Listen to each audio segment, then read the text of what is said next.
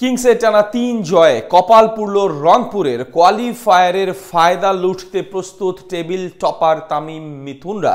এদিকে রংপুরের শিরোপা ভাগ্য ঝুলে আছে এলিমিনেটরের ম্যাচের কঠিন সমীকরণে, যেখানে বাঘের কঠিন থাবার মুখে আবারও পড়তে হবে সোহান বাহিনীকে। ফলে যে কোনো সময় ঘটতে পারে বড় ধরনের অঘটন, হাতছাড়া হতে পারে শিরোপা জয়ের মিশন। কেমন হবে গ্রুপ পর্ব পরবর্তী বিপিএল এর জমজমাট লড়াই, বিস্তারিত থাকছে রিপোর্টে। কথায় আছে শেষ ভালো যার সব ভালো তার, তবে রংপুরের ক্ষেত্রে হয়েছে উল্টোটা।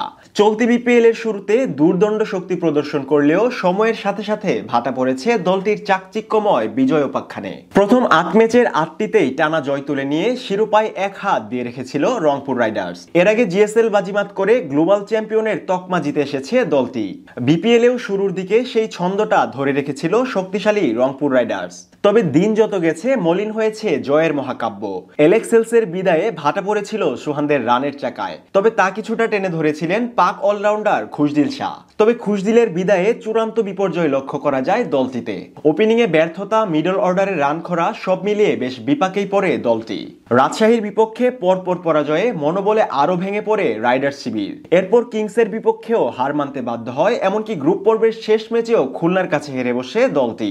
ফলে শেষমেশ পয়েন্ট টেবিলের জৌলুস ধরে রাখতে পারেনি নুরুল হাসানরা।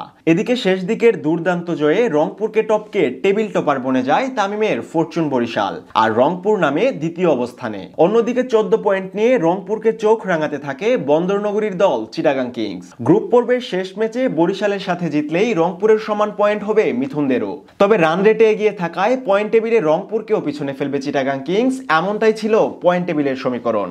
আর সেটাকে কাজে লাগিয়েই দুর্দান্ত সুযোগ লুফে নিল মিথুনালীরা। গ্রুপ পর্বের শেষ ম্যাচে ডিফেন্ডিং চ্যাম্পিয়ন বরিশালকে 24 রানের ব্যবধানে হারিয়েছে শক্তিশালী চিটাগাং কিংস। ফলে 12 ম্যাচের 8টিতে জিতে পয়েন্ট টেবিলের শীর্ষ দ্বিতীয় স্থানে পৌঁছে যায় বন্দরনগরীর দলটি।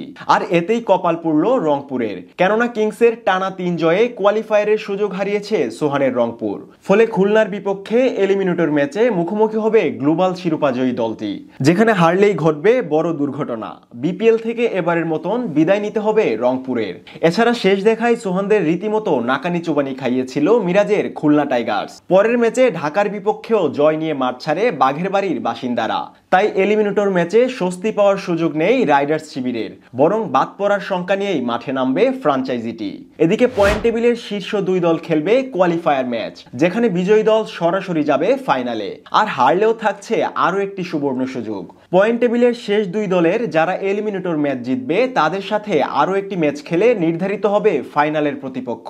তাই বরিশাল এবং চিটাগাং কিংসের হাতে দুর্দান্ত সুযোগ থাকলেও কপাল পুড়েছে রংপুর রাইডার্সের। আগামী 3 তারিখ কোয়ালিফায়ারে টেবিল টপার বরিশালের সাথে মুখোমুখি লড়াই নামবে শক্তিশালী চিটাগাং কিংস। অন্যদিকে রংপুরের শিরোপা ভাগ্য ঝুলে আছে এলিমিনেটরের কঠিন সমীকরণে।